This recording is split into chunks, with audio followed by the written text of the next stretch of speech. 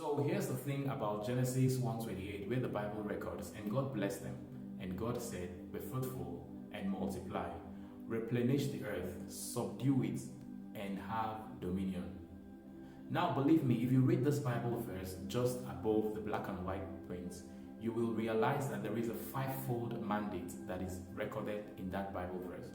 And God said, be fruitful, multiply, replenish the earth, subdue it, and have dominion. Now, the fruitfulness that the Bible mentions in that verse is just beyond the biological. The Bible talks about you living for a fruitful cause. It simply tells you that you were created and designed for a fruitful cause. So you are meant to be fruitful at every facet of your life. Your conversations are meant to be for a fruitful cause.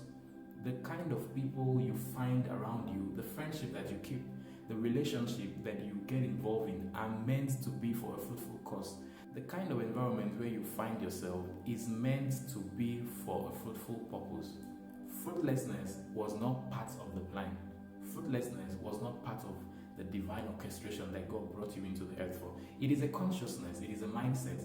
And trust me, when you have this mindset, multiplication is a non-negotiable factor.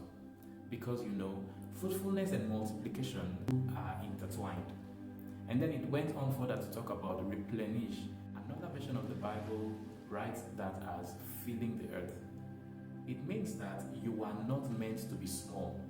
You were never created to be in a small space and feel comfortable at it. There is greatness living inside of you.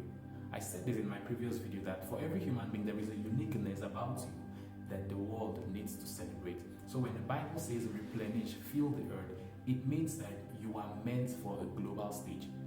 The sky, of course, they say, is too big for stars to shine. Same thing applicable to here on earth. Every individual has what it takes to shine. So you are meant to fill the earth. Furthermore, it said subdue it. Now, when the Bible says subdue it in that verse, it talks about subduing fear, subduing depression, subduing everything that is meant to keep you small. Subdue that sense of low self-esteem. Subdue that disbelief, that molecule of doubt that keep making you believe that you cannot make it or you cannot envisage a big vision and get them achieved. Subdue everything that is against faith. That's what the Bible talks about. And then lastly, it talks about dominion. That is you being in charge. And I keep saying this all the time. There is nothing that beats you having that great mindset that you are in charge of yourself. This is a mindset. And it's until you discover this mindset that you can absolutely believe in who you are and know what you want and know, of course, where you're going to in life. So let me reiterate. The Bible says you have to be fruitful. So fruitlessness is not part of it. You have to multiply in all you do, in your businesses, in your visions, no matter how big it is. You have to replenish. Somebody has to hear you. The world is waiting for your rising. The world is waiting for your shining.